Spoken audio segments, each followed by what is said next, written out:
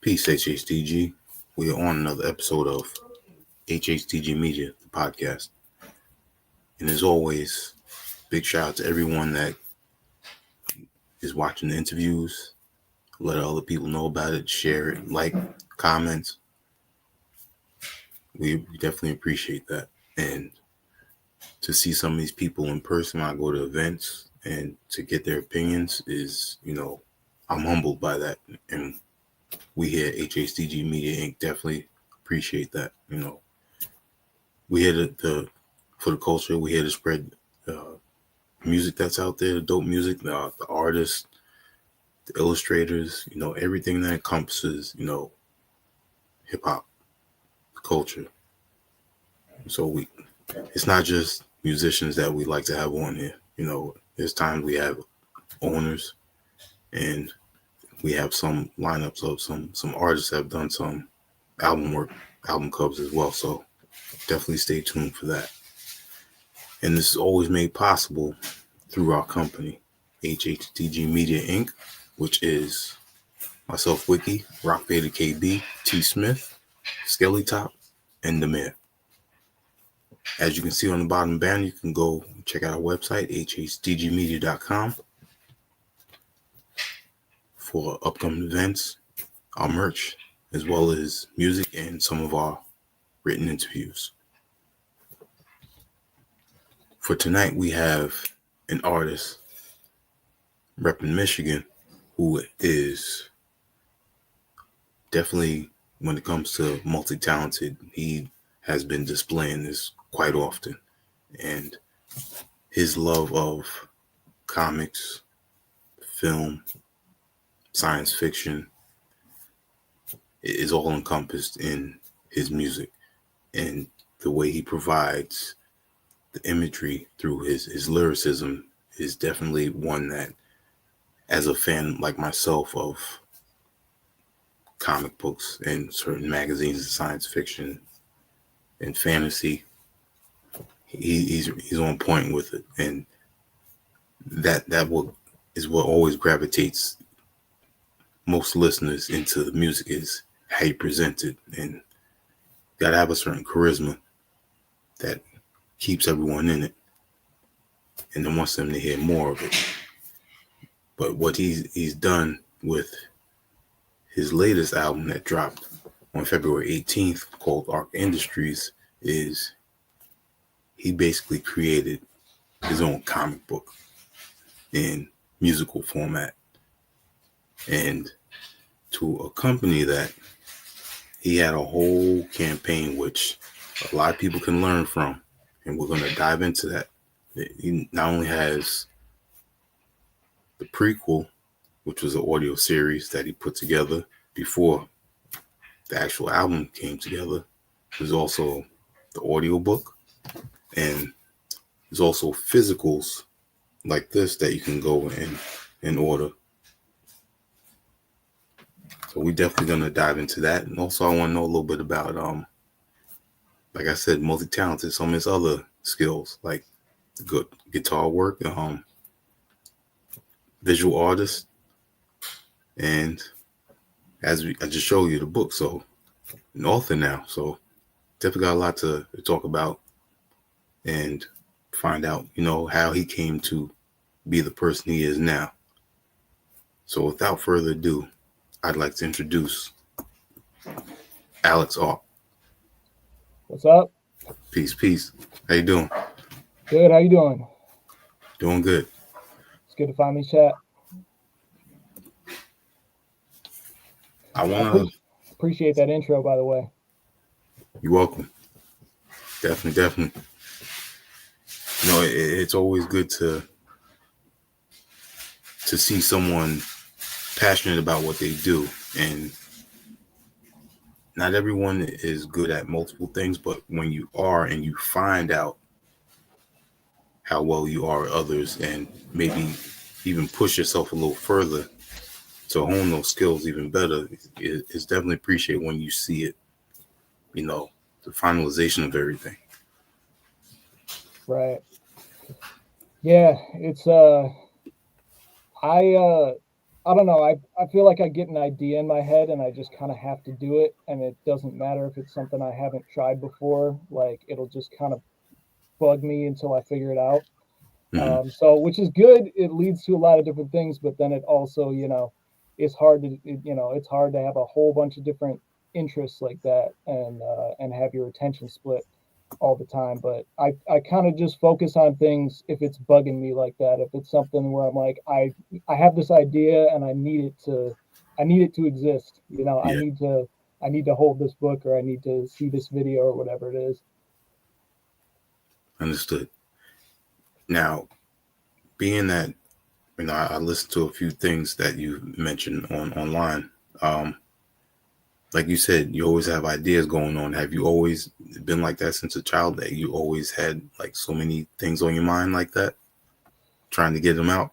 Yeah, I think a lot of what led me to hip hop in general was early on, just like a fascination with literature and comic books and poetry and just words. I grew up in a musical household too. My dad played multiple instruments, and so it's like the two of those things in hip hop. It was just like the perfect marriage of those two things. It's words and it's ideas and it's music together. So yeah, I've just always had a whole bunch of different interests.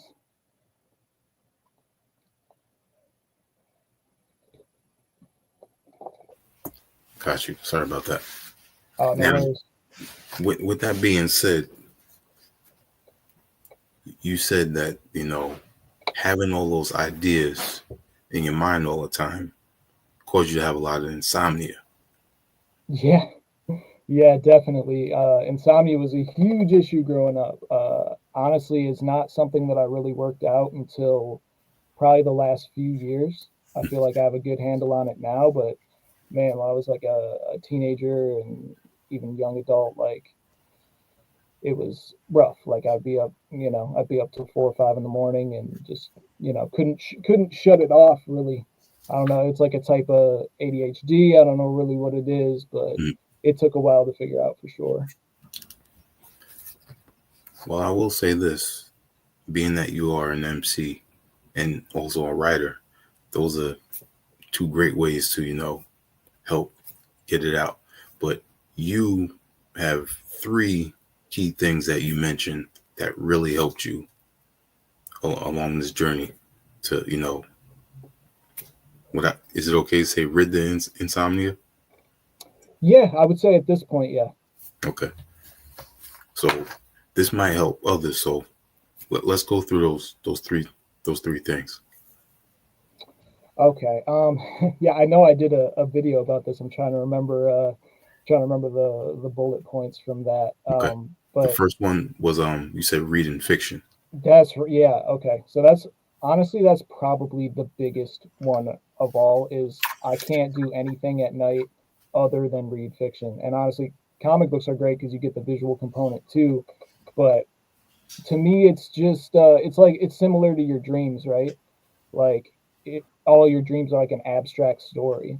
So if Mhm. you're thinking about something real or you're thinking about something you're working on, something that's going on, in your life, like that's just gonna spark that that fix it mentality, and that's gonna spike your adrenaline and keep you awake. But if you can kind of take your mind to a different world, which you can do through reading fiction, it helps a ton. And so yeah, that's basically what I would do when I was still struggling with it. I just do nothing else but read until you get to that point where you're like, I'm so tired, I don't want to read this next page.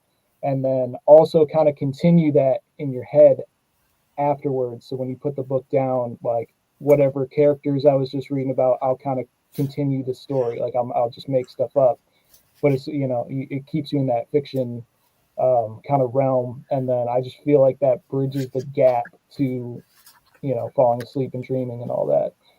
So yeah, that was a reading fiction was a huge one for sure. And the key part of that is physical books, not actual Yeah, screen. yes, 100%. I'm a huge advocate for physical books. I tried to do the Kindle thing for a little Mhm. bit.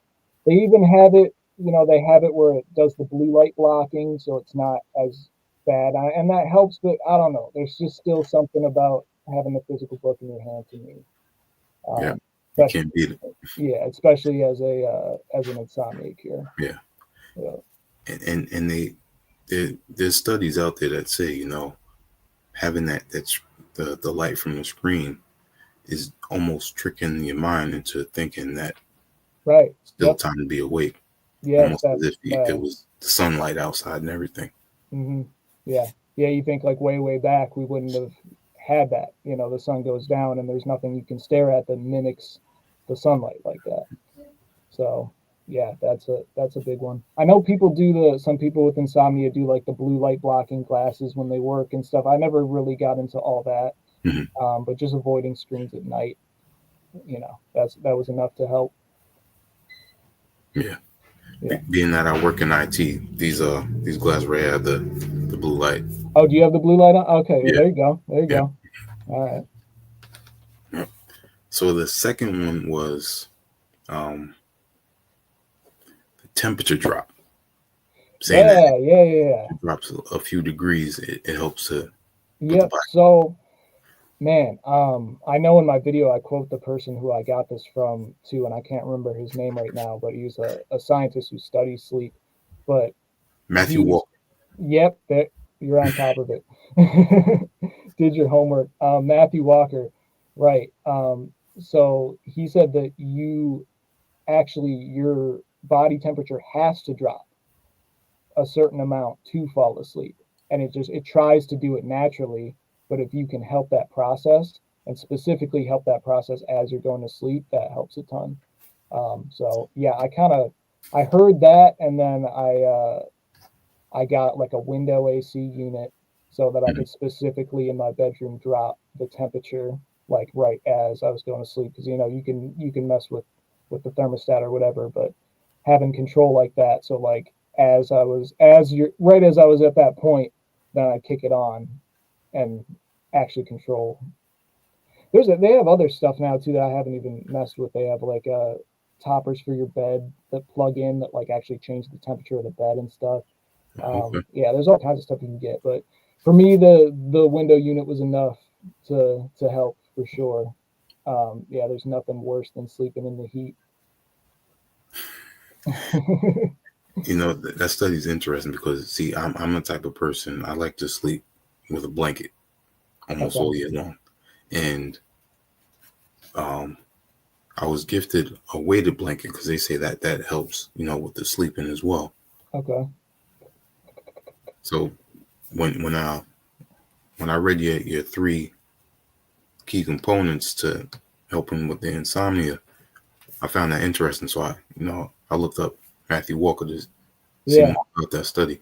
yeah, yeah. He's got a really great podcast where he just breaks down different things like that in every episode as well. I think it's just called the Matthew Walker podcast.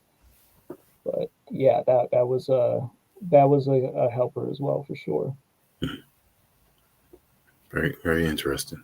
And the third one, something I do daily in the morning, meditation. Yeah, yeah. Meditation's been a journey for sure, um, but it's been huge because that's really at the end of the day that's where the insomnia comes from, and that's where anxiety comes from, and everything else. It's just that overactive mind, like it's they call it the doer. Like during the day, it's like you just always have to have something going. You have to have wheels turning, and Hmm. that can be helpful if you're working on a project or whatever. But if you don't have control of that, it can cause you all types of trouble. So I went through different phases with meditation. The one that specifically helped me with sleep is Buddhist meditation. Let me try to remember the name of the book. Mindfulness, Bliss, and Beyond. I can't remember the name of the author, but the author was like a lifelong practice Buddhism, like lifelong. I don't know if he's a Buddhist monk, but um, definitely had like years and years of experience. And the big takeaway that I got from that is that I was doing meditation at least for what I was trying to achieve with it, I was doing it wrong for a long time. Because when I was trying to use it to cure insomnia, I would it was like flexing a muscle. I'm like, I'm gonna make myself not think about anything. I'm gonna like, Gotcha. it's like you're forcing the thoughts out of your head, and if you're forcing anything, you're doing meditation wrong. Wrong. And that was the big thing. And he described it like the metaphor he used is like you're wearing a heavy backpack all day, and you're taking off that backpack. So you're not Right. forcing thoughts out of your mind. You're letting them go, and like physical weight off of your shoulders, and there should be no forcing whatsoever. And even just thinking about it like that right away helped for sure, because it's just I mentioned it in my book too. It's like the what can you let go of every time something comes up. Let it go, Mhm. let it go, let it go until until you get to that point where you have a clear head. Yep. But Now, yeah, those three together, have definitely helped. yeah, and hopefully for someone listening to this, that might help them as well. So Yeah, respect. I try to, anything that's helped me out, I always try to share. And that was the point of that video. It's not, I make music, I write. I don't, necessarily give that kind of advice. But if something hits me, I feel like I want to tell everybody I can about it, because if anybody's suffering like that, like insomnia, it can be brutal. So, Yeah. if it can help them out, that's great. Yeah. And then one more time, tell us the name of that book. Oh, Mindfulness, Bliss, and Beyond. Listen Beyond. Okay. Yeah, can't remember the author name. I would shout him out, but man, I appreciate how well prepared you are. I, off the top of my head, couldn't even remember those 3 bullet points or Matthew Walker. That's what makes a good interview. Absolutely. Cool, cool. Now, before we dive into the comic books,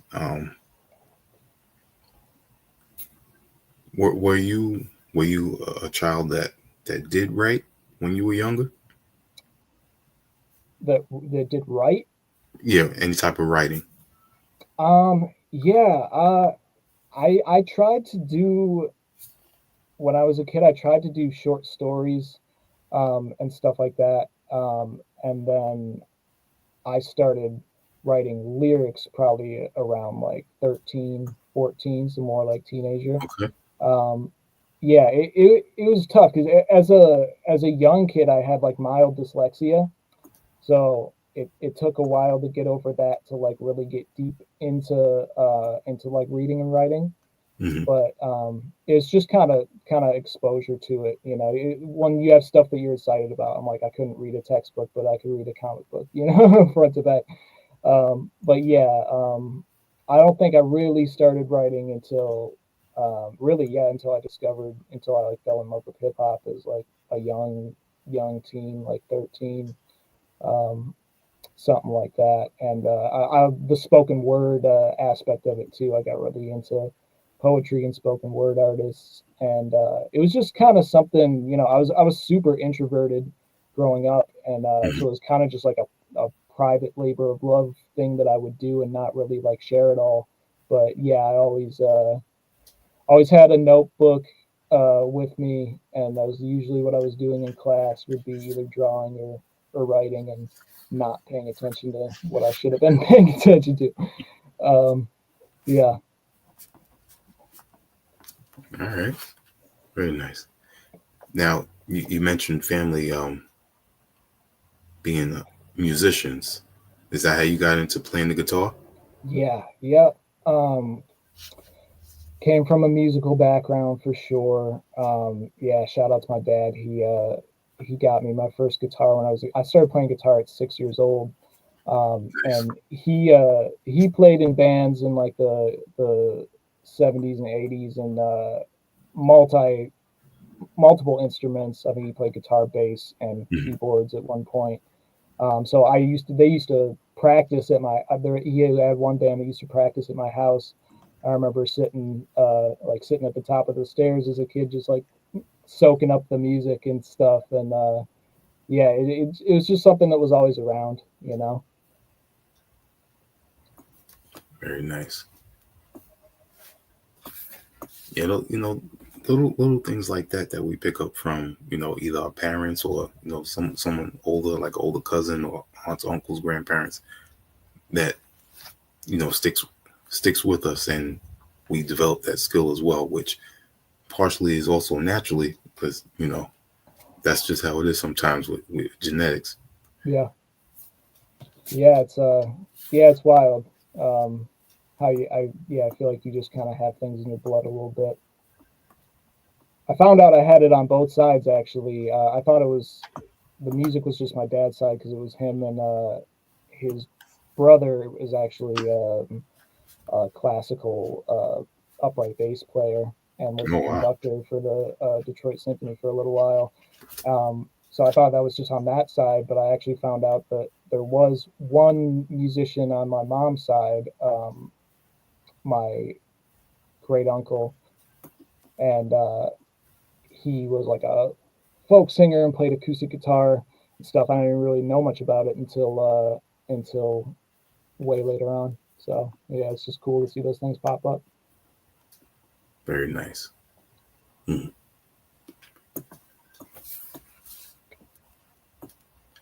With your music, you got the live instrumentation, and then we go on to comic books. Do you remember your first introduction to reading comics? Man, let me think. So I think that the interest in it started with the Saturday morning cartoons, Ah, okay. and that's I feel bad for like kids who don't have that ritual experience like we had. It's cool that you can watch stuff whenever you want now, but there's something about getting up at 5 a.m. That on anticipation, yeah. Saturday and watching X-Men and watching, all of that. So that just, that really, really early on just had me like obsessed with these characters. Hmm. And then I remember I couldn't tell you what shop it was, but I remember my dad taking me and my brother to a comic shop and letting us each pick one out, and it was just the artwork. When you're that young, you just look at the covers and stuff. I think my brother got Spawn, and that was one that I was really into early on. I can't even Nice. remember. I think I got a random one like the Mask or something like that because I thought that the cover was cool. But the Spawn one was we trade back and forth, and the Spawn one was the one that really got me. Um, just the artwork and his Spawn's character design is top tier. So I was obsessed with that, and then it's like going from the cartoons, like when you discover comic books, it's like at first the cartoon is the only fix you can get of these characters, and then you discover comics and you're like, oh, there's this whole world with these characters in it, and it makes it fun, and the movies and stuff. Yep. You know, I love that Spawn movie. I don't know, maybe it's like nostalgia. I know people like to critique it now and look back on it in a certain type of way, but I love the live action Spawn movie. That was a fun one as a kid, Yeah, and I think it was done pretty good for its time. yeah, I thought it was great. I think that's what the complaint people make is if you watch it now, the CGI doesn't hold up to today's standards. But whatever. I mean, it's the story for me.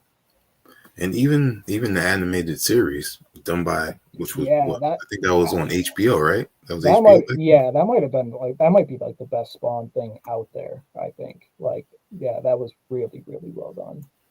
It was so just dark and gritty the way they animated it. It wasn't like Yeah. anything else I had seen. Yeah, so that one, and then Teenage Mutant Ninja Turtles. Again, it's like you experience it in so many different ways. It was the movies for me as a kid. It was the 1990 movie and Secret of the Ooze, and that Hmm. got me super into it, and the action figures and all that. And then just finding out that this thing you could only experience it a certain way has this whole world in comic books is it just takes you on a trip. Yep.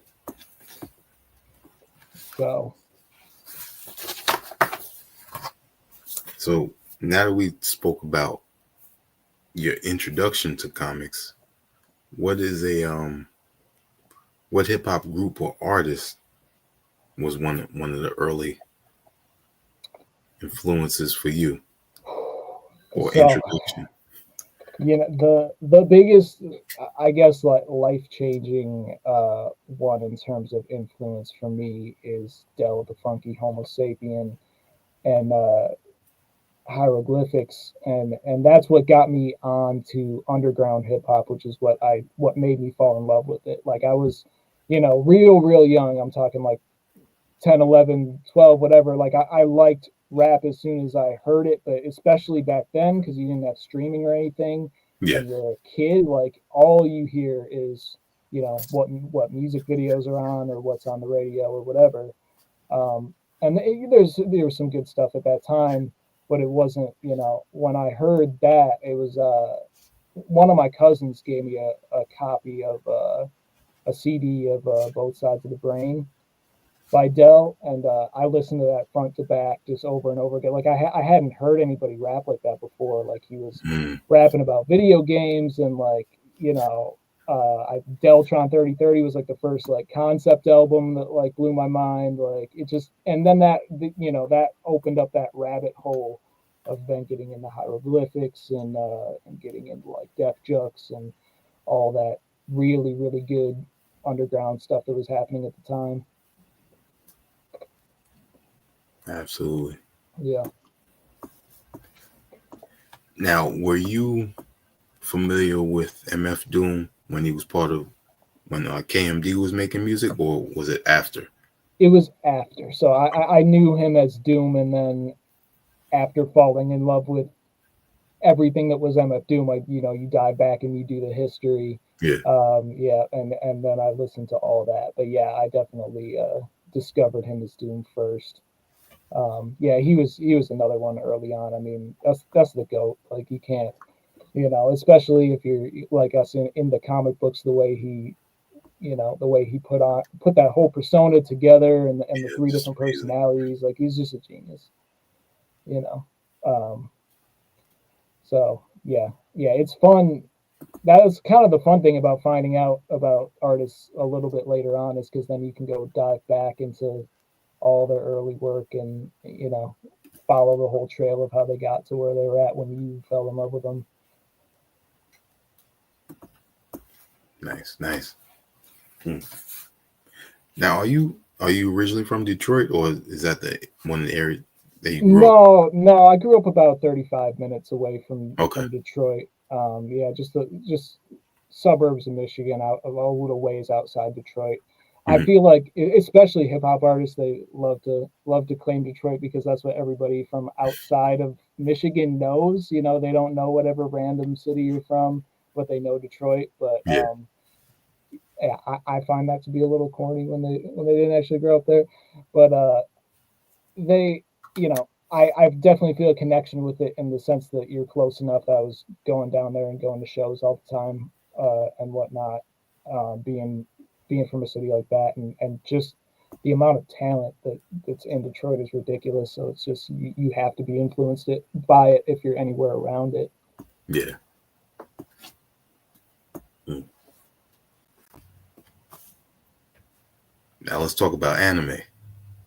Okay, yep. Yeah. We asked about your introductions with the comics. Yeah. So let's change it a little bit for anime.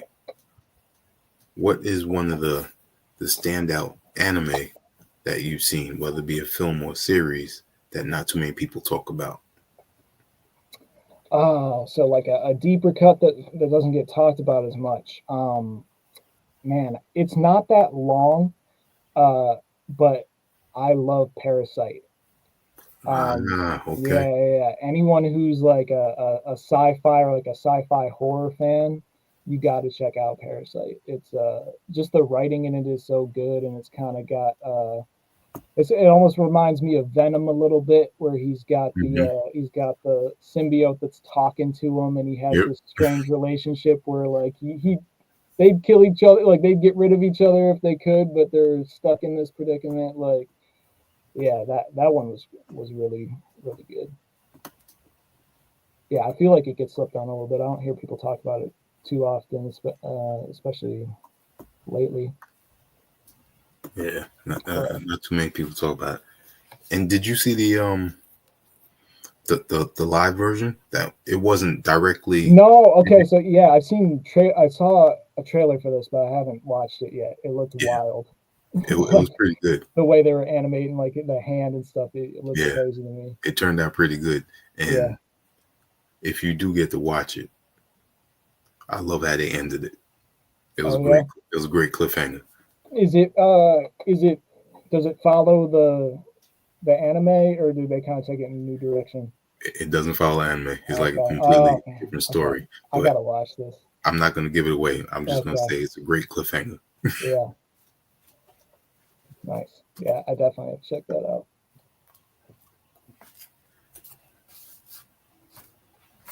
Now, one more thing before we talk about Arc Industries.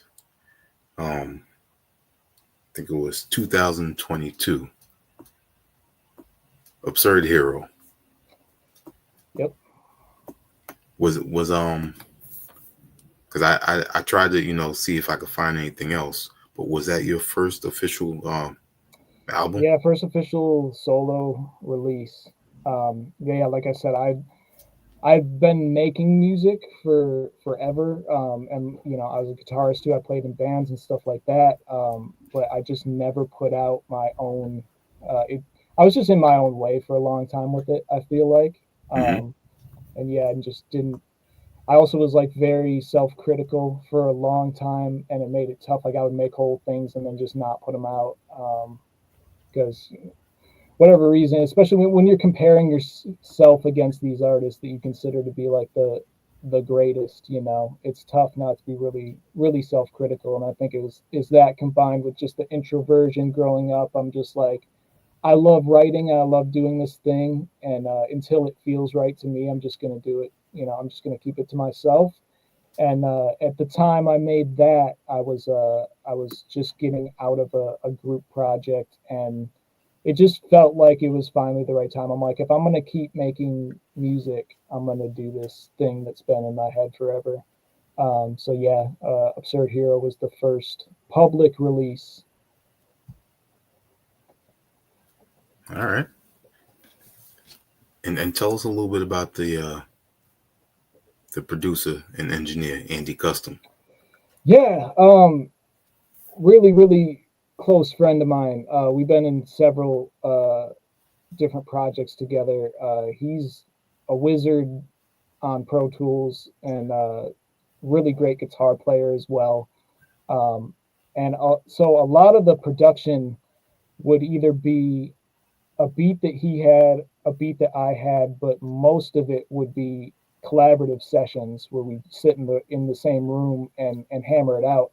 And it was Okay. cool because he just has like such a technical skill set, which was Hmm. not really me as much. Like I was just more on the creative side of it, and he kind of completed that side of it. So I would throw out ideas or melodies or play something on the guitar or bring up references for drum patterns or whatnot, and he would make this stuff just happen, on Pro Tools, and that was always like it was so cool to you feel like you can finally get it out of your head when you're collaborating with somebody like that. They get what you're saying and they can create it there on the spot. So yeah, a lot of the tracks were like that, where we sat and cooked up the beats in the same room and everything.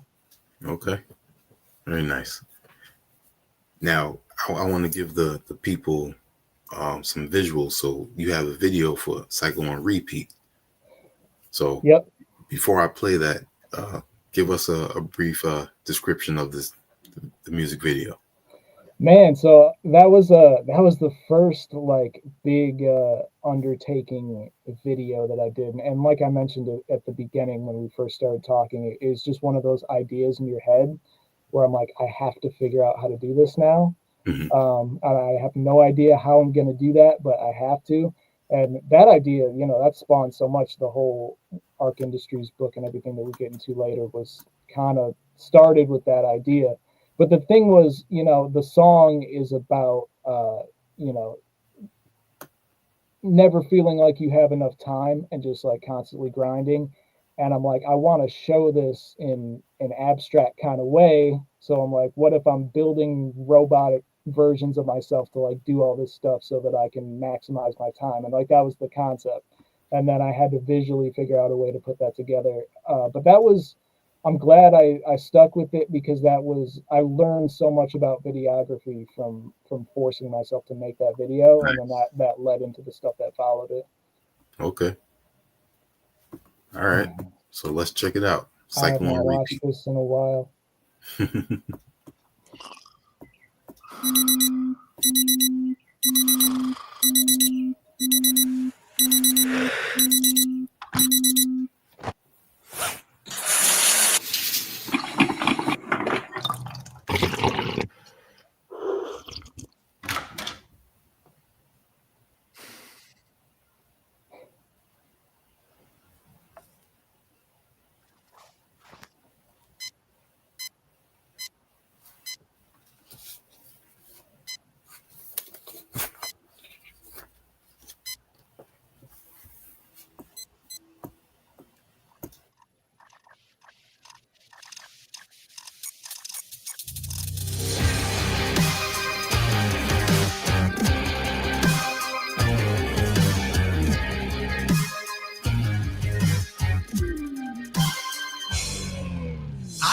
Push the pedals till tendons inside my ankles stretch. Trade away my days to stay a quarter inch away from death. Now I ride the edge of oblivion on a mission to reawaken a previously laid to rest vision. Blessed with a few gifts, so I polish them like a dull blade till my skills are sharp enough to compensate for weaker traits. I'm learning how to free the beast and leave my demons slayed. Hack through every shackle attached to my soul and breach the cage. Ease the frequent rage, dig down to a deeper stage. Small voice making big sound, I'm stumbling into my next phase. Speed up the pace, shut all the garbage and free up the space. Back up the panic inside of my head, put it back in the attic and label it dead weight till my head aches. Press down on that throttle, shift my gears up and crack open that bottle in my stomach that the fear's stuffed in. Learn the lesson embedded in each defeat. I'll be right until I'm finding the highest plane I can reach.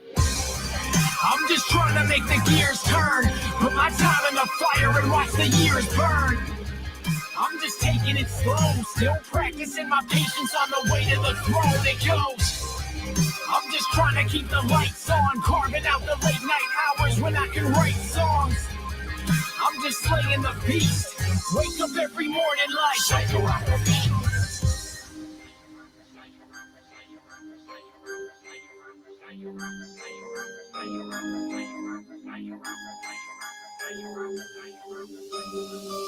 I slipped off of the mountain and landed flat on my back after torching up this candle from both ends of the wax. Tried to put my life into these tracks without a filter on and turn the truth into a foundation that I can build upon. Hands are calloused, shoulders broken, and back is shot from turning every chapter of my script into an action plot. Try being what I'm actually not. Yeah, the money might be stacking, but the passion will rot. Further I got, the worse that I felt. Every move was like looping leather over my neck and jerking the belt. I felt my soul melting out my body. They say to play the hand that I was dealt. I think they're trying to rob me. There's gotta be something I haven't discovered. I push the glass ceiling till it shatters, not take cover. If the fallen shards don't kill me, it'll be the first time in my life that I can feel free. I'm just trying to make the gears turn, put my time in the fire and watch the years burn. I'm just taking it slow, still practicing my patience on the way to the throne it goes. I'm just trying to keep the lights on, carving out the late night hours when I can write songs. I'm just slaying the beast, wake up every morning like psychoactive. I pull a trailer packed with 1,000 failures, spine something like an iron hitch, custom tailored to endure all of the shit on the road to where I'm going. Michigan made product, I don't stop for potholes up in the pavement. If it's in my way, it's subject to a clean display of demonized traits hidden deep inside my DNA, a beast that rarely has to show its teeth. When it finally does, it turns opponents into roadkill left in the drying mud. Sign the dotted line in blood so I can rise above. Offered up my time as a sacrifice to try and shove this boulder up the hill a little further than the last guy could, just so I can say I died doing something good. I'm just trying to make the gears turn, put my time in the fire and watch the years burn. I'm just taking it slow, still practicing my patience on the way to the throne. It goes, I'm just trying to keep the lights on, carving out the late night hours when I can write songs. I'm just slaying the beast, wake up every morning like cycle on repeat.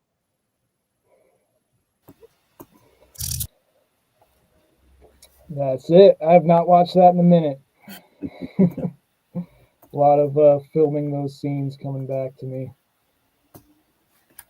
Now, I'm not well versed in video editing, but I've been messing around with a few apps on my phone, and I have a few friends that I know do it. So I know not only is it time consuming, but it is tedious. And if you want your work done right, the final outcome, like you said, this was like your first time really diving into it and, Yeah. testing yourself. And Yep. I think it came out really well. And you use a lot of your imagination and your creativity of, again, the comics and the science fiction showing up in there. I seen the old motherboards that I'm familiar with during my computer repair days and everything. Yeah. Yeah. Yeah, tearing apart old computers and stuff for props and whatnot. Yeah, the video editing part to me, that's like the fun part. That's like painting to me. That's like writing a song or whatever. It's filming is really, really tedious for something like that. Mm-hmm. Because I had a massive shot list, and I got to give a huge thanks to my wife. She was the one behind the camera for a lot of that when I was all roboted out. But that's the part where it's half of the time is spent just setting up the shot, and then you do it, and then there's something off or something fell out of place, and you got to do it. You got to do the same shot over and over again, and then pretty much any video shoot I've ever been in, it's like you're always kind of chasing your tail. Like there's never enough time because there's only so much time, we have where it's still light outside or where we still have this location or whatever it is. And you're always just like pushing, like sweating, trying to get it done. So yeah, in terms of tediousness, it's definitely filming is more so. I like with editing, it's like I can take all the time in the world. I'm just on my computer. That's the fun part to me. That's when you can just really get creative and carve something cool out of what you filmed. Definitely. And another reason why I wanted to pick that video is, and you said it yourself, this was the beginnings of Arck Industries and also your audio series. So explain to us how you started, get the wheels rolling to creating the audio series and then the new album. Right. So those things all kind of came together a little bit. So after doing that video and the way that it came together, that just became a thing that I think about all the time, is that storyline. Like that became like my fictional storyline, like MF Doom has him in the mask, and this was like my world that I was kind of creating in my head, like how other artists have created a world around their music. And then doing the album, I think that's when it really started to piece together into a story, because I heard it. I'm so bad at remembering names. I heard a comedian say one time, he was talking about joke writing, and he said one of the things you ask yourself when you're expanding on an idea is, if that's true, what else is true? And you can build, and that's how they punch up jokes. They say something ridiculous, and okay, if that's true, what else is true? And they keep going with it. I think that's what I did with that idea. I'm like, okay, if I built robotic clones of myself, like how did I do that? Where did this technology come from? I started asking myself all these questions, and that built this kind of world in my head that I didn't really know what to do with. And the album was a way to connect all of these superhero tracks I like when things tie together, rather than like, why, okay, I'm rapping about these superheroes, but why? Like, why are you hearing this? How does this all fit into this world that I built? So I kind of left these little Easter eggs because I'd release one song at a time. Yeah, like I think the Logan and Deadpool one was the first time you hear the Jarvis voice, and I dropped that one before the album, and just little things like that that tie it together. But I use that, I use the robotic clones and all of that in the album to tie all of this together into one storyline. I appreciate you saying in the introduction that it felt like a comic book because that was totally what I wanted to do when I approached this album. I'm like, how can I do something that's different than an album? Like take a different medium and make it feel like that. Like I wanted it to feel like a comic book story from start to finish. So good to hear that it landed that way. And so, yeah, that was the device for that. And I wrote the album before the book. And the book was just, by the time I was done with the album, I had all of this in my head. And I'm like, it's a lot to try to get those ideas out in music. That's why the last track on there is like 5 minutes long because I got to that point in the record. And I'm like, all right, I built this story up and now I have to conclude this. And I'm just barring out for like, these verses are like 32 plus each on that song because I had to get that information out. And I'm like, everything that's in my head, I'm not going to be able to put into music. So I'm like, maybe I can just do it differently.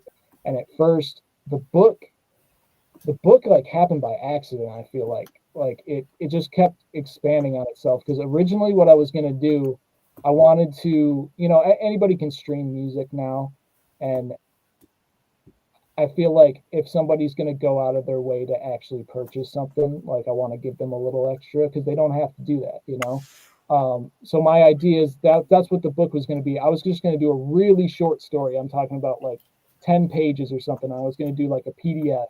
I was like, okay, if you get it on Bandcamp, you get this PDF and it's going to give you some backstory to like how we got here with the album.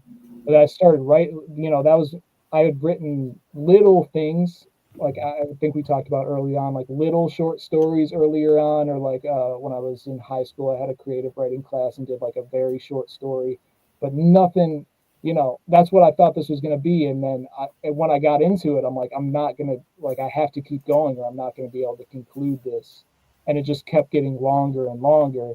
So then I switched it up and I'm like, all right, maybe I'll do like an audio series and drop like, I think there's some on Spotify. There's like a Wolverine one. There's a few where they do like 10, 15-minute little podcast episodes. Yeah. So I was going to do something like that. And I'm like, I'll drop one of those every week leading up to the album. And then it got so long and I was writing it like, a book, like chapter 1, chapter 2, whatever. And when I got done with this, I'm like, this is kind of a book. Like it's longer than a short story. Technically the cap, I think for that is like 15 or 1700 words. This was 17,000 words. This was like 25-ish thousand words. So that puts it in the length of a novella. I'm like, all right, well, I guess let's just put it out that way then. Right.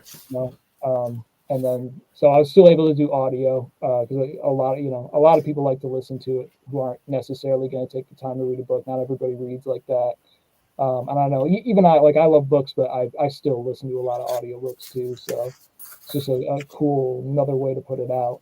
But then, yeah, I was not planning on making a physical book. And then the more I looked into it, I'm like, it's feasible to do because as I was uploading the audiobook, they're like, well, you can do print to order paperbacks if you want. I'm like, well, what do I got to do for that?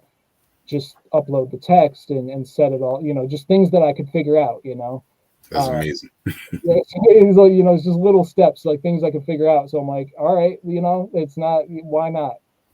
And then that resulted in the book, and it's cool. Like when they first came in, like just holding them, super, it was a good feeling. That feel great, right? Not something I expected, but yeah.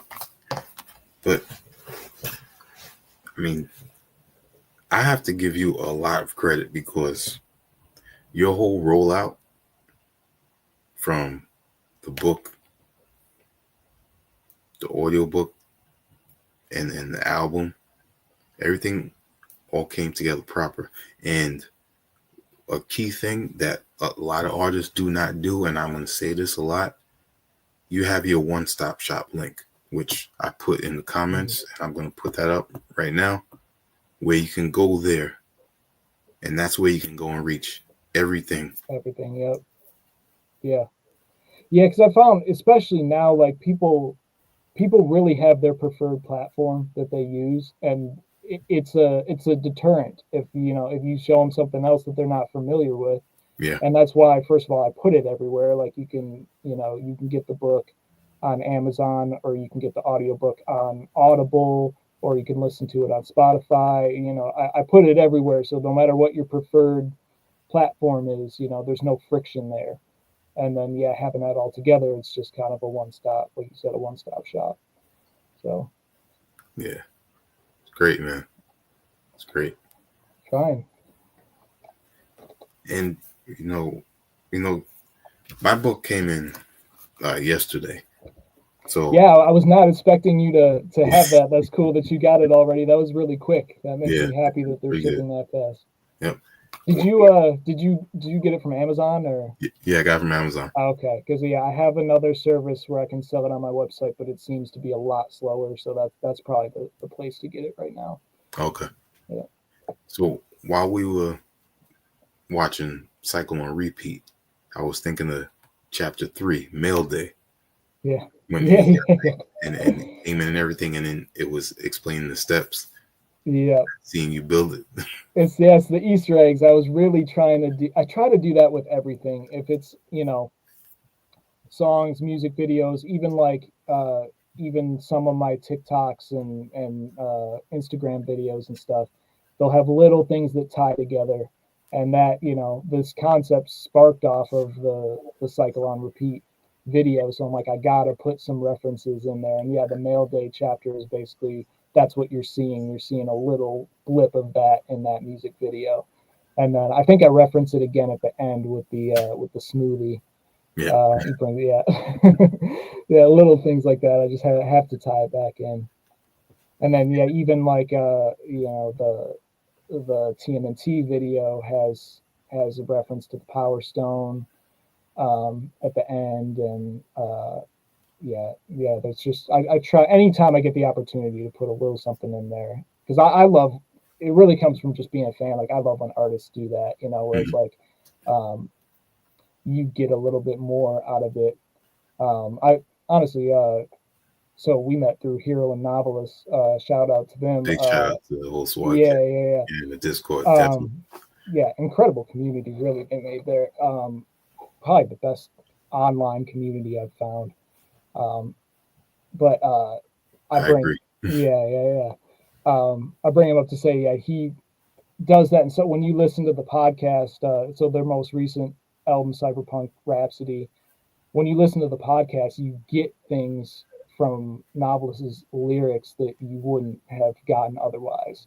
Like he makes a lot of references to his life in there, and it's like, because you listen to this other thing from that artist, that hits you so much. It hits you so differently, when he's talking about doing jiu-jitsu and drowning with black belts, like stuff like that. I'm like, I heard him talk about that on the show, and it just hits, So and there's a lot of my favorite artists do that kind of thing, but I want that to be an experience of somebody who's been following me for a while. They're going to experience it in a whole different way than somebody who just got into it. And then it goes back, right? So if somebody checked out the book and the new album and didn't know my older stuff and then see Cycle on Repeat, that's going to hit them as the Easter egg, as the tie-in. So instantaneously, yeah. And that brings a great connection with the fan and the artist in doing it that way.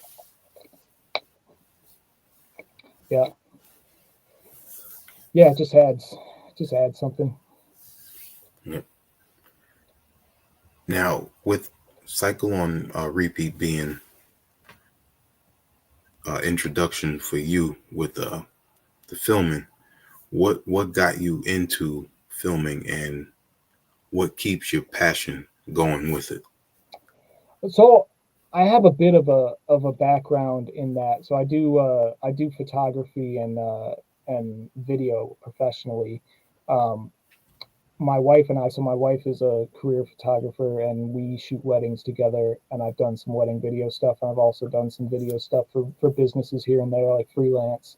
So the camera, just, being behind the camera, those were like skills I already had to a degree. And that kind of gave me the courage to try and do bigger projects like that. I'm like, I'm not starting completely from scratch, I have a background in it, but it's, I love that. I love movies, I love cinematography. Like, that's just something that's always really interesting to me. And a lot of times with these songs, like, I'll have music videos aren't what they used to be, unfortunately, but I'll keep making them just because to me they're fun. Like, I see things in my head when I'm listening to a song, and that's, like I said earlier, if I have that idea, then I gotta find a way to make it.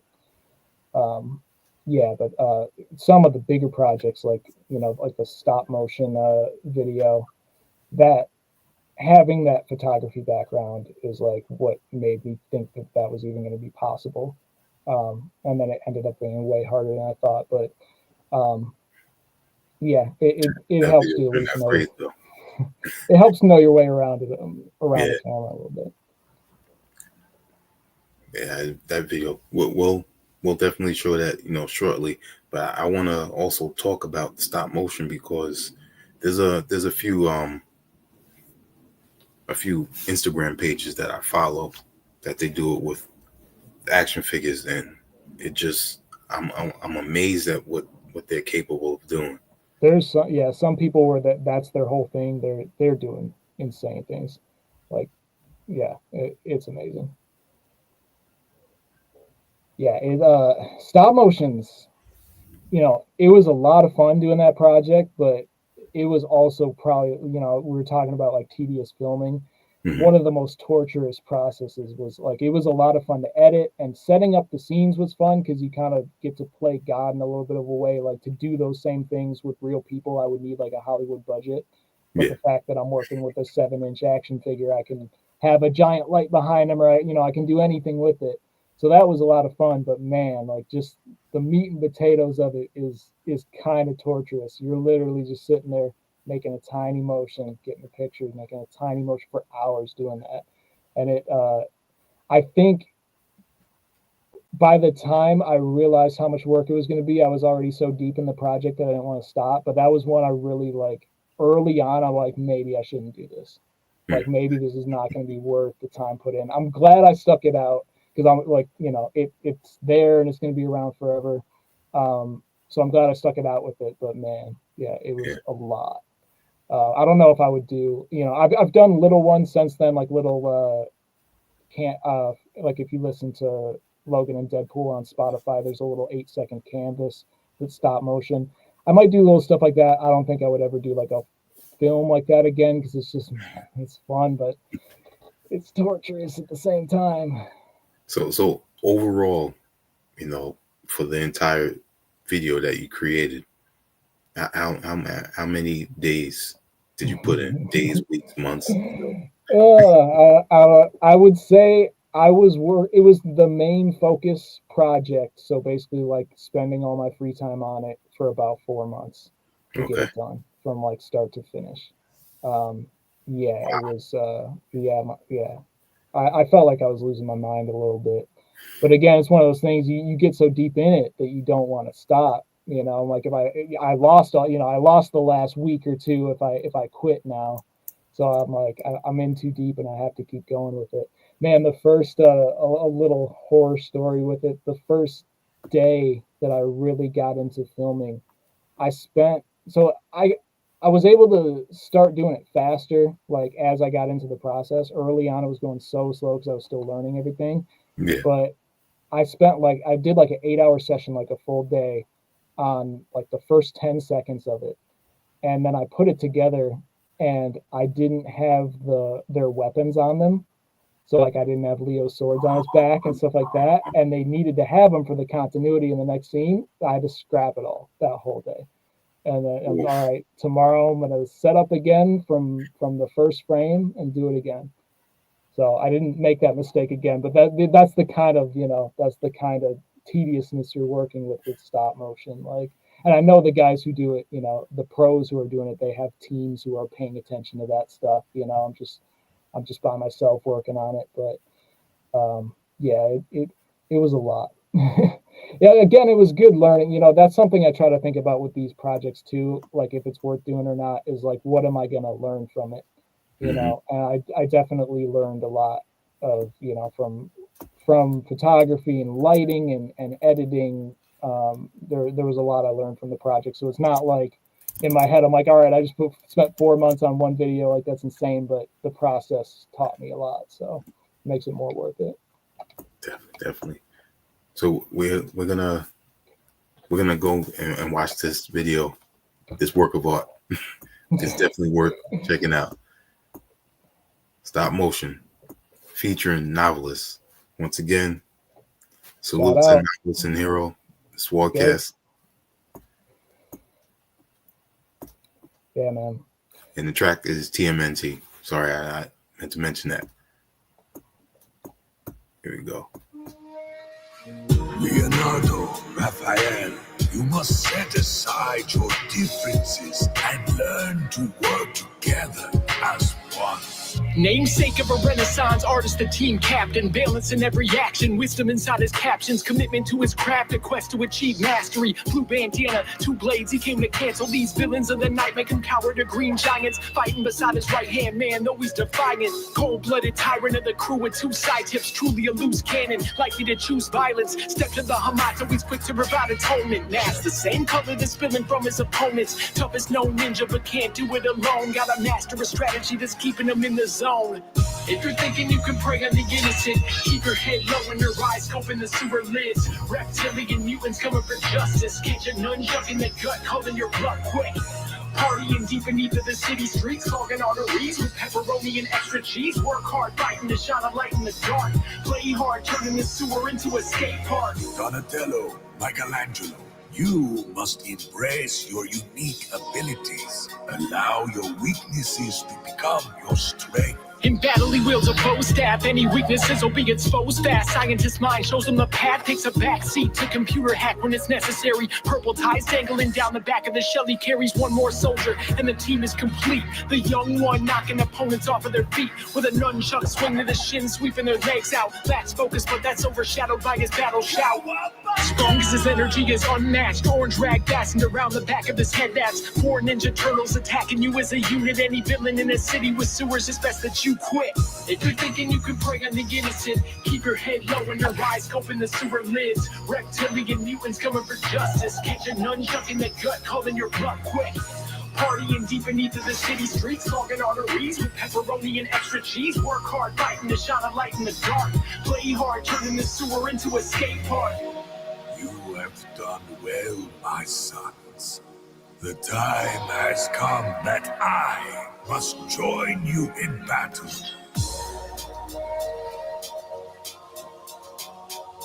Hey, yo. Yo, check it. My sons together as one. All the mileage, master before I pass you the knowledge. These 4, heavy weapon opposite of who you are at your core. Find balance in each other, then form. Leonardo, the most disciplined, my ethical son. The only weapons bladed, protect life if necessary, take it. Raphael, angry and likely to choose violence. Will decide a defensive weapon for where your mind is. Donatello, intelligent and technically sound. Here's a wooden staff, creativity lies in your hands. Michelangelo, untapped and it frees the spirits. The nunchaku, complexity at its clearest to unlock you. Hey, if yo. you're thinking you can prey on the innocent, keep your head low and your eyes open the sewer lids. Reptilian mutants coming for justice. Catch a nunchuck in the gut, calling your bluff quick. Partying deep beneath of the city streets, clogging arteries with pepperoni and extra cheese. Work hard, fighting to shine a light in the dark. Play hard, turning the sewer into a skate park.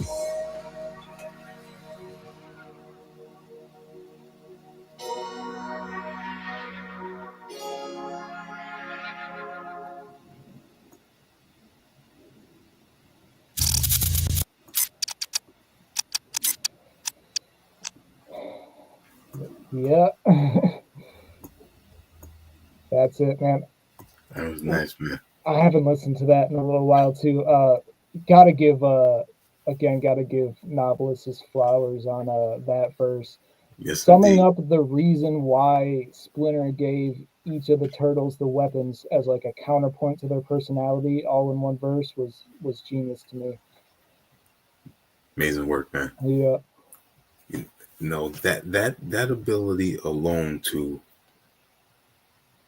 depict it in such a fluid way with the lyricism and knowing that novelist is a fan of Ninja Turtles at the same oh time, yeah, and to be yeah, able to display it like that, yeah, and then you with the stop motion and the camera work when he's speaking on certain mm, um Ninja Turtles, and then it's focusing on them, and right, then cuts to the next one. You know, it came together perfect.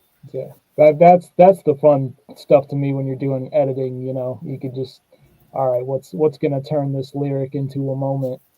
You know, and I really wanted to highlight that stuff. Yeah, there was I wanted a feature on that because I wrote those two verses and felt like it felt complete, but it was still very short. And I wanted somebody to kind of take it to a different place and totally delivered on that. I knew that anyone I got on it had to be as big of a Ninja Turtle fan as I was, Mm-hmm. and yeah, obvious choice, novelist. Yep, amazing. And I'm not sure if you've seen the horror movie. I think it came out in 2023 called Stop Motion. It's pretty good.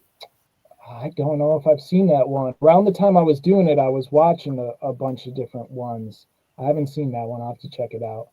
There's one I can't remember the name of it, but it's like a samurai. They're like wooden puppets, and it's Mm-hmm. a samurai story. It's just a YouTube thing, and it's kind of short, but it's I think it was like a pitch for a movie. Incredible, like the I think stuff I they. saw that one. They had Yeah, a Kickstarter for it, right? If I remember yeah, correctly. that might be it. Yeah, I Yeah, remember that one. Yeah, that was yeah. really good. Some of the stuff people are doing is wild in that space. Yep,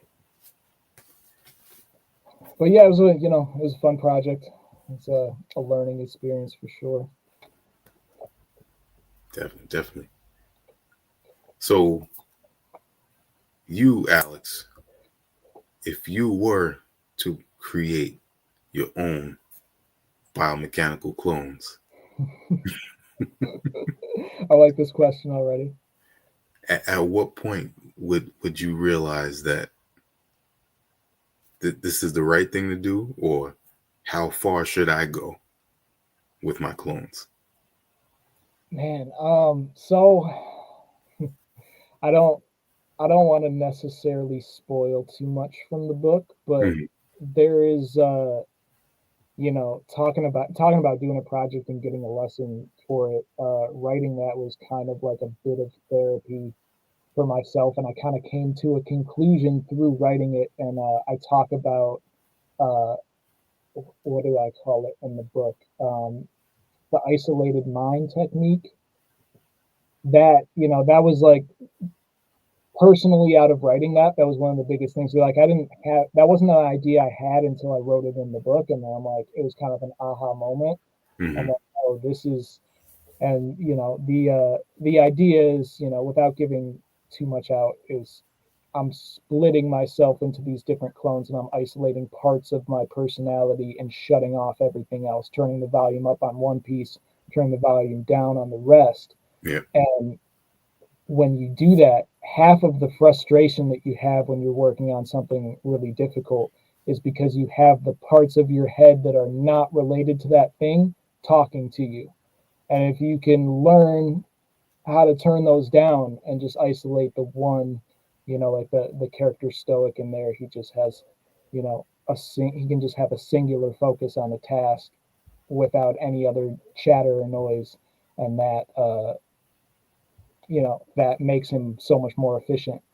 So I mean, I guess that's the answer is the will to want to do that can, I don't know if go away completely, but at least subside a little bit. The Yeah. more that the more that I can master that isolated mind technique. Gotcha. Gotcha. I mean, I'll take a robotic clone if I can get one, but I don't know.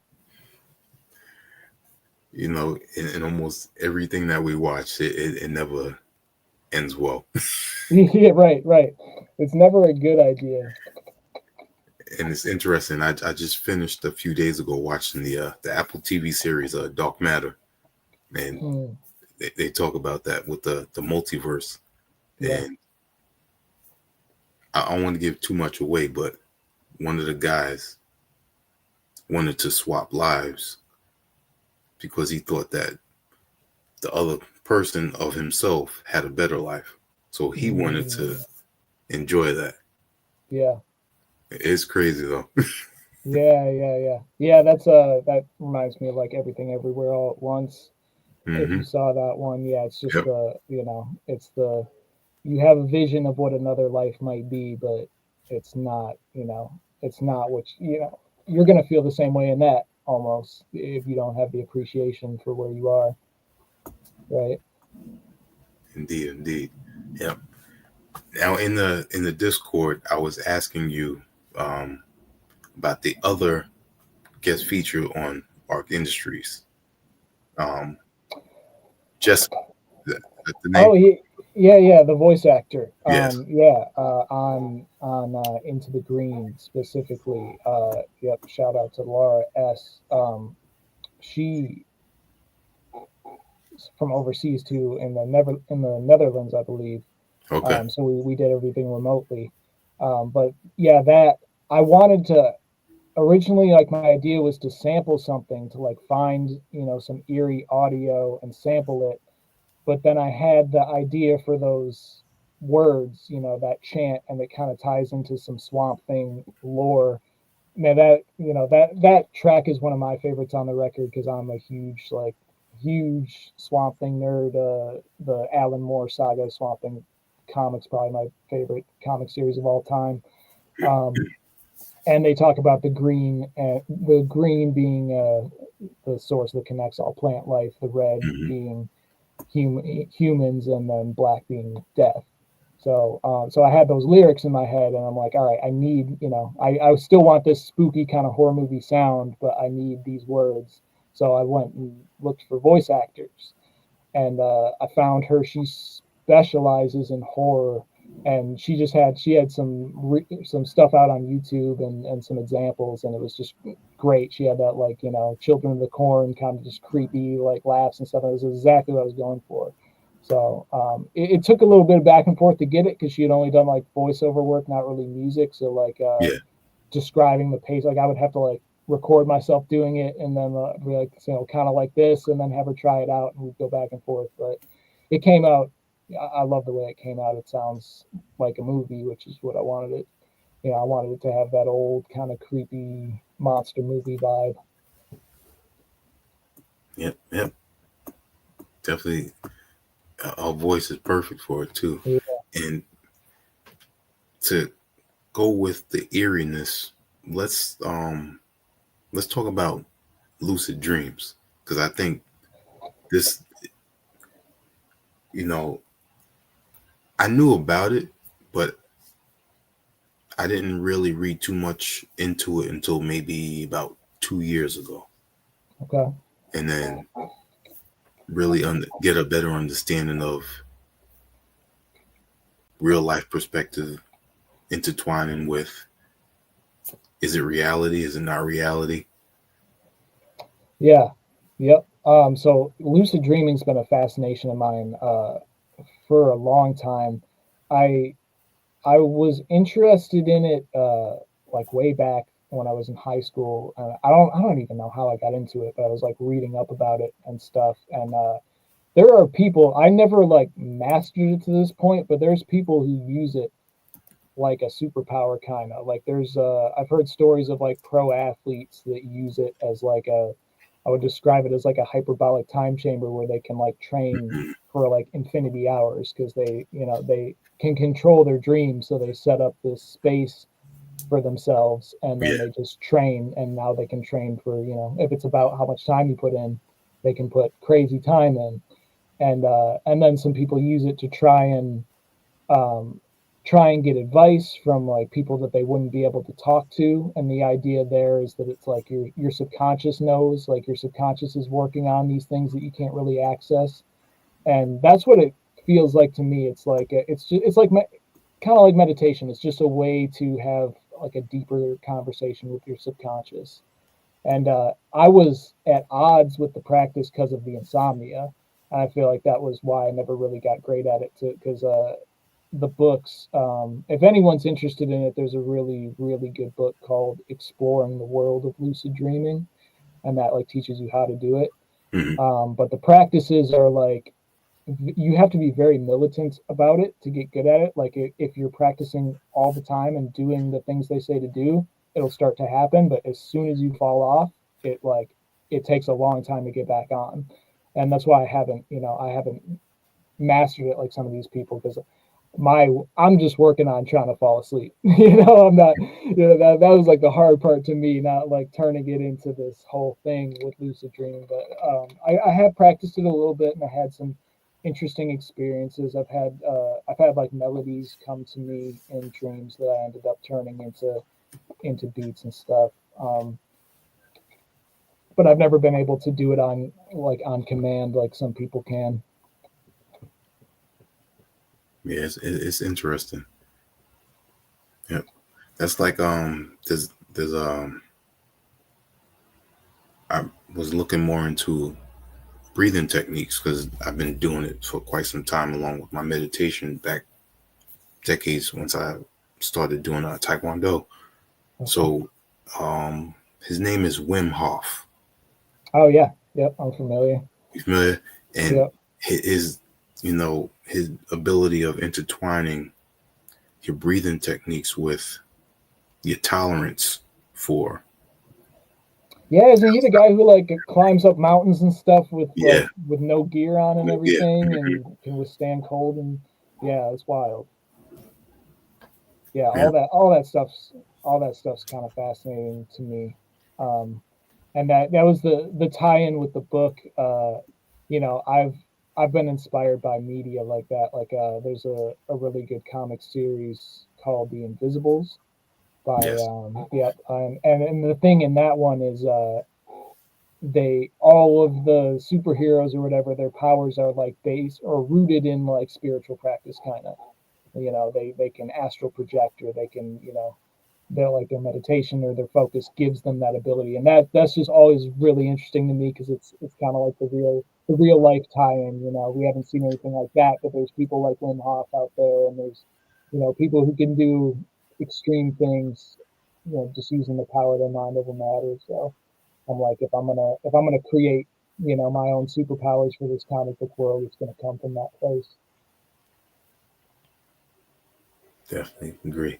And speaking of creating things from your own headspace, I love how you incorporated so many comic book characters into Arck Industries. Yeah, man, it's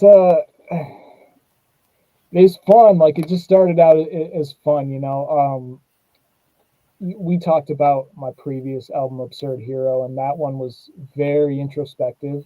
And it was like very much what had been happening in my life, and, things I had been struggling with the time up until then. I feel like I kind of released all of that with that album, like to where I didn't want to dwell on a lot of it anymore. And I just wanted some fun in a project, and that was the whole idea of like, I'm going to make this like a comic book, I'm going to make this fiction.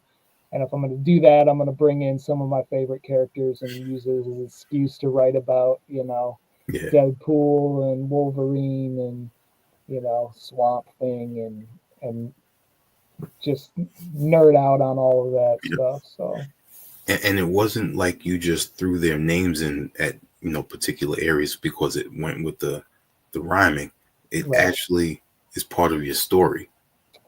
That was the goal. That was the goal. I tried to make it tie together. I mean, I do I wanted to talk about them, and that was the thing. Like that, me wanting to talk about them and dive into their stories was at odds with my always wanting to have a reason why you're hearing this. And that was kind of my way to remedy this is, okay, so this is like superhero tryouts, I'm in this world, they're coming, I'm channeling them and they're telling me their story, and that's why you're hearing it. That's I try to think about that in videos too, always is like, why are you seeing this, or why are you hearing this, and try to put some kind of narrative to it. So yeah, that I feel like that device kind of worked, and then once you get to, so it's like superhero tryouts, and then once you get to Swamp Thing, he's more involved in, like, it kind of goes back to the story a bit more, and how it's all going to conclude and everything. So yeah, and then the final battle in the last track, I get to bring them all together. It's fun. Yeah. It's like a 3-act story a little bit. Turned out great, man. Appreciate it. Again, I have to keep saying this because the whole rollout, everything came together properly. I know a lot of artists struggle with this because it might not be something that they're good at. So at times you need to have that person that is good at it, step in and help you out. Mm-hmm. But you're a prime example of someone that has so many different talents, and at the same time, you push yourself to learn more. Yeah, there's definitely something to be said with finding people to fill in those gaps. Yes, I feel like a lot of people get scared away from trying things when it's like so far outside their skill set. But you can collaborate. It's like, it's like I said, hiring the voice actors and stuff. I'm like, I can't do that skill, so I'm gonna find somebody who can, or working with Andy Custom, like I can't, I don't have the production chops to put this thing together. I don't have the music theory chops to make this part work, but because I have that collaboration, it makes it possible. So I would say don't be afraid to, if you have an idea but you're not able to do it, don't let that be the thing that stops you, because there's somebody else who has those opposite skills, and then they'll be able to do something they didn't think they could do, and you can kind of bounce off each other like that. Agreed. And sometimes it could be someone that you already know, family member, a friend.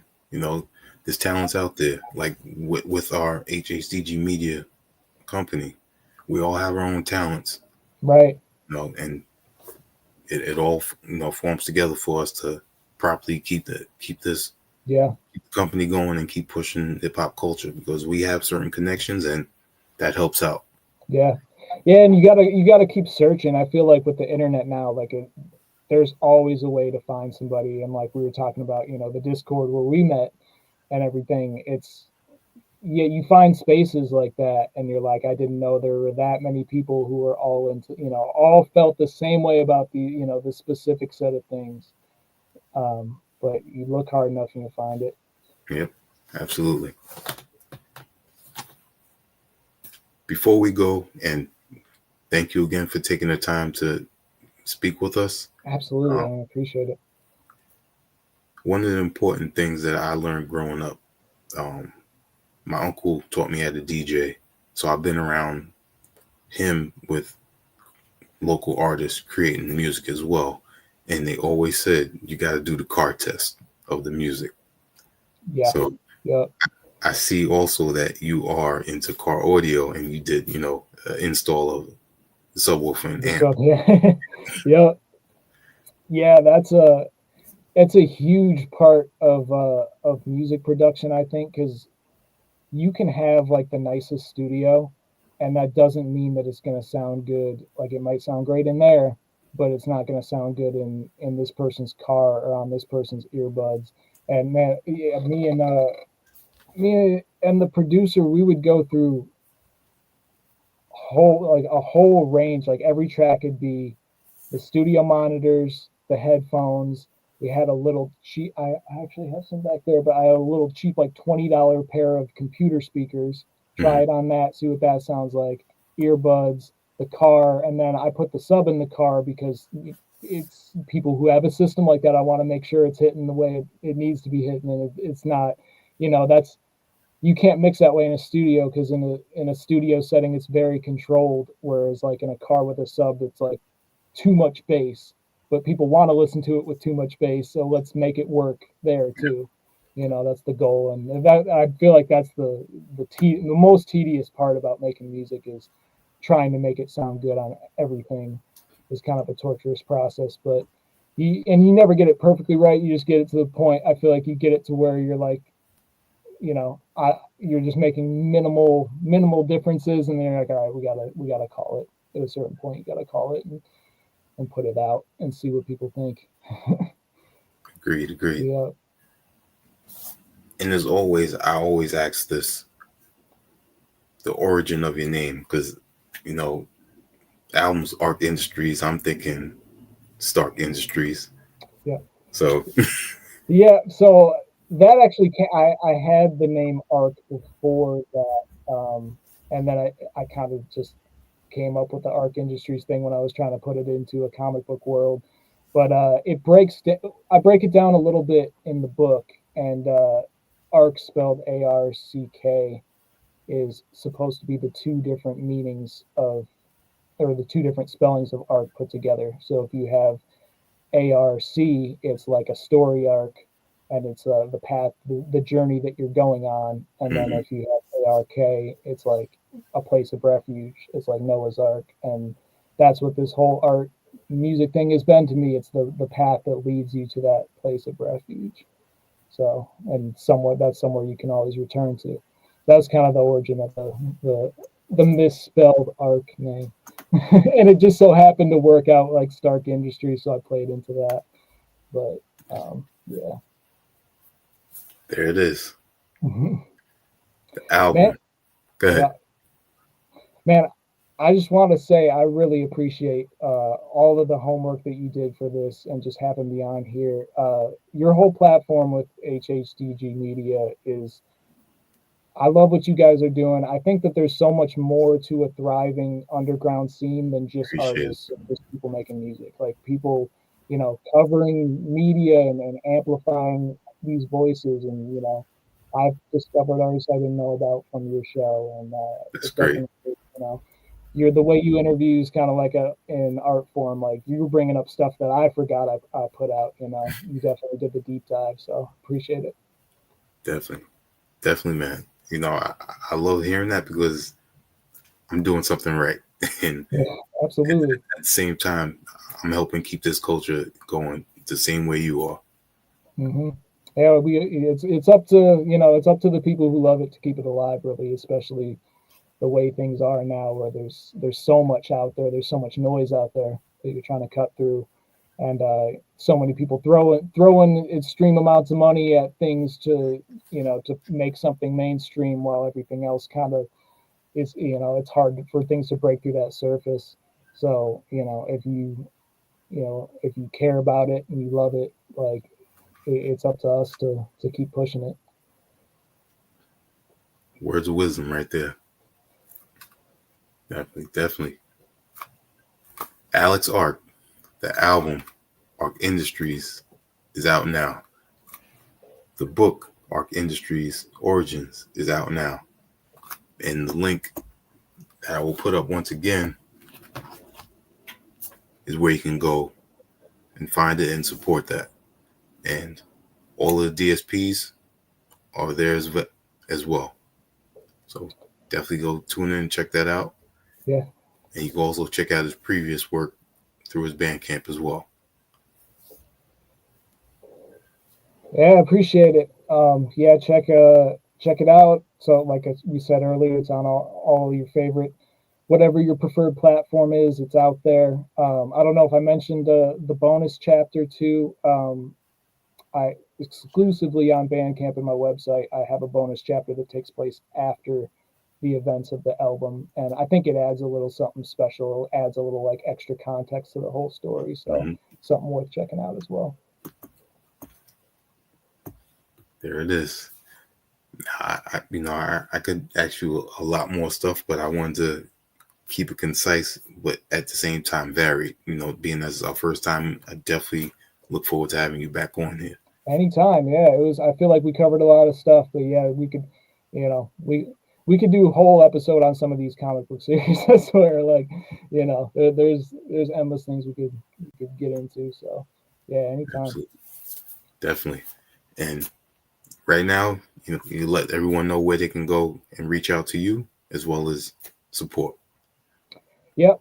So you can follow me at Arck Music, ARCK Music, on Instagram, and it's always either Arck Music or Alex Arck. So I think on YouTube and on TikTok it's Alex Arck, and then Instagram and Twitter and Facebook it's Arck Music. So yeah. There it is. And on behalf of our HHDG Media crew, we're gonna say peace. Peace.